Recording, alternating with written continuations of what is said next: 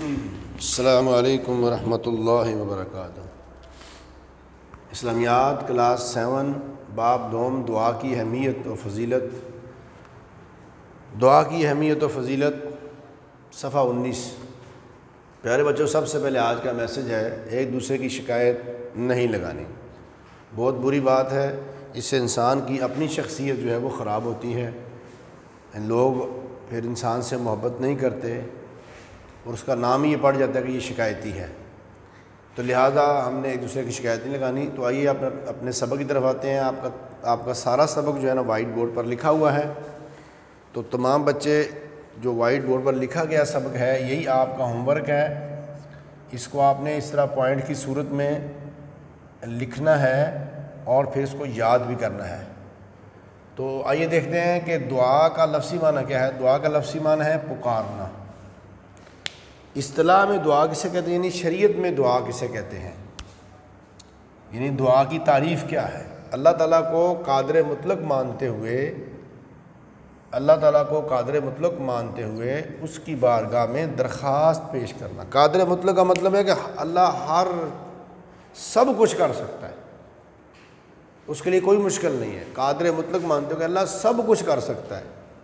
تیسری بات ہے کہ دعا کی اہمیت، دعا کرنا اعلیٰ درجے کی عبادت ہے، اور اللہ تعالیٰ نے قرآن پاک میں فرمایا ہے کہ دعا جو نہیں کرتے وہ تکبر کرتے ہیں۔ دعا نہ کرنا تکبر کہلاتا ہے۔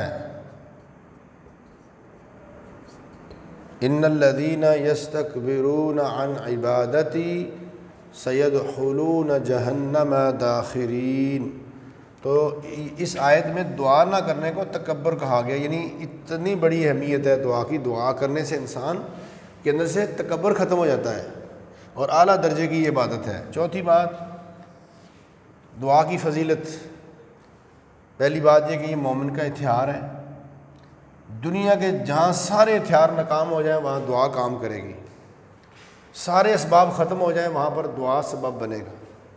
تمام انبیاء ہمیشہ اپنے رب سے دعا کرتے رہے، حتیٰ کہ آخر میں نبیوں کے امام، نبیوں کے سردار حضرت محمد رسول اللہ صلی اللہ علیہ وسلم کی بے شمار دعائیں ہیں، صبح و شام کے ذکر اذکار کے اندر، قرآن کے اندر بھی موجود ہیں، حدیث کے اندر بھی موجود ہیں۔ تو پانچویں بات یہ کہ دعا کے آداب کیا ہے۔ آداب دعا، اصل ہے یہ چیز یہ سمجھنے کی کہ ہم کہتے ہیں ہماری دعائیں قبول نہیں ہوتی، تو اس میں ریزن یہ ہوتی ہے، وجہ یہ ہوتی ہے کہ ہم دعا کے آداب کو بھی فالو نہیں کرتے۔ تو آئیے ہم آج کا یہ سبق بڑا ہی اہم ہے دعا کے حوالے سے۔ پہلی بات یہ کہ باوضو ہو کر دعا کریں۔ دوسری بات یہ کہ دعا کرتے ہوئے قبلے کی طرف اپنا منہ رکھیں۔ تیسری بات یہ کہ ہاتھ اٹھا کر دعا کریں۔ دعا میں سب سے پہلے اللہ کی تعریف کریں، پھر نبی پاک پر درود پڑھیں، اس کے بعد دعا مانگیں۔ اب دعا کیسے مانگنے؟ توجہ کے ساتھ یعنی دھیان کے ساتھ دعا کریں، عاجزی سے دعا کریں اور پورے یقین کے ساتھ دعا کریں۔ اگر دعا قبول نہ ہو تو پھر بے صبری نہ کریں، کیونکہ بعض دفعہ دعا جو ہے وہ بڑی دیر بعد اللہ تعالیٰ اپنی مشیت کے مطابق قبول فرماتے ہیں۔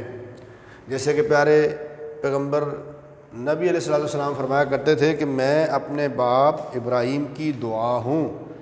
تو سیدنا ابراہیم علیہ السلام نے جب خانہ کعبہ بنایا اور جب عمارت مکمل ہوگی تو ایک دعا فرمائی تھی، ربنا وابعث فیہم رسولا منہم یتلو علیہم آیاتک۔ یہ والی ہے کہ اے اللہ ان میں ایک رسول بھیج جو ان میں سے ہو، وہ ان کو تیری آیتیں پڑھ پڑھ کے سنائے اور ان کا تزکیہ نفس کرے۔ تو یہ دعا کی، اور کہاں ابراہیم علیہ السلام کا زمانہ اور کہاں آخر میں آنے والے محمد رسول اللہ صلی اللہ علیہ وسلم۔ تو آپ فرمایا کرتے ہیں میں اپنے باپ ابراہیم کی دعا ہوں، اور سیدنا عیسیٰ علیہ السلام کی بشارت دوں کہ انہوں نے آپ نے بعد بشارت دی تھی کہ میرے بعد ایک نبی آئے گا، اس کا نام احمد ہوگا۔ تو قرآن مجید میں آپ کے دونوں نام موجود ہیں، محمد اور احمد۔ اور میں اپنی ماں آمنہ کا خواب ہوں، انہوں نے ایک خواب دیکھا تھا کہ میرے جسم کے اندر سے ایک نور نکلا ہے اور اس نے شام کو روشن کر دیا۔ تو پیارے بچوں، یہ دعا کی اہمیت ہے کہ اگر دعا قبول نہیں ہوتی تو آپ بے صبری نہ کریں، جب اللہ چاہے گا تو دعا قبول ہو جائے گی۔ تو آج کا آپ کا یہی سبق ہے جو آپ کو وائٹ بورڈ پہ لکھوایا ہے، آپ نے انہی پوائنٹس کی صورت میں اسی طریقے سے ساتھ لکھ کر یہی مواد آگے لکھنا ہے، اس کو یاد کرنا ہے۔ السلام علیکم ورحمۃ اللہ وبرکاتہ۔